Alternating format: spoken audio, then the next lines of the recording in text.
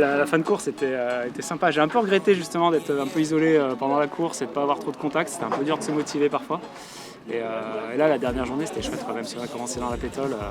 Après, il y a eu un bord un peu bourrin, là où il y a un grain qui est passé, c'est monté à 17 nœuds. Et, je me suis quand même posé la question, s'il y avait 20-25 nœuds pendant 10 jours sur une étape de transat, c'est quand même de l'engagement pour attaquer en continu pendant 10 jours. Ça fait du bien de finir en se tirant la bourre pour passer à la ligne d'arrivée. Là, à 3, c'était cool, ouais. C'était trop bien. C'était pas toujours facile, mais c'était vraiment trop bien. Des fois, on est super heureux, on est en extase, et puis des fois, c'est dur. Souvent dans la pétole, c'est dur mentalement. Moi, j'ai eu un petit souci la nuit dernière, à 30 000 de l'arrivée. J'ai tamponné un pêcheur.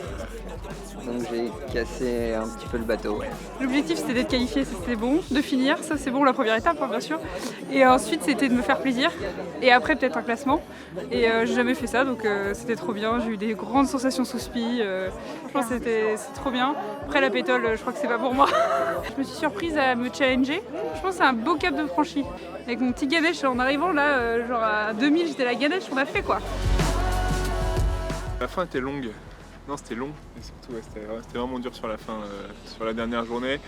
Et dans la nuit, là, j'ai bien cru que j'allais rester encore une journée devant parce que ça partait par devant. Les premiers bateaux là, qui ont touché le vent sont arrivés et puis après le vent a commencé à tomber.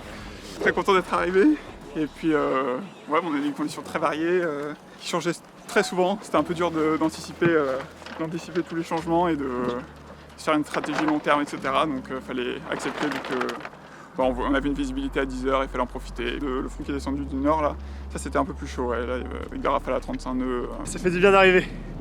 J'ai bien cru qu'on n'arriverait jamais là. 3 jours entre les Açores. D'habitude, je rentre explosé des courses et j'ai plus envie d'y retourner. Et là, j'ai pris beaucoup de plaisir. Je pense qu'on a eu tous les cas d'école possibles de course au large, les fronts, les anticyclones, le portant à fond. Donc c'était la meilleure préparation pour la transat.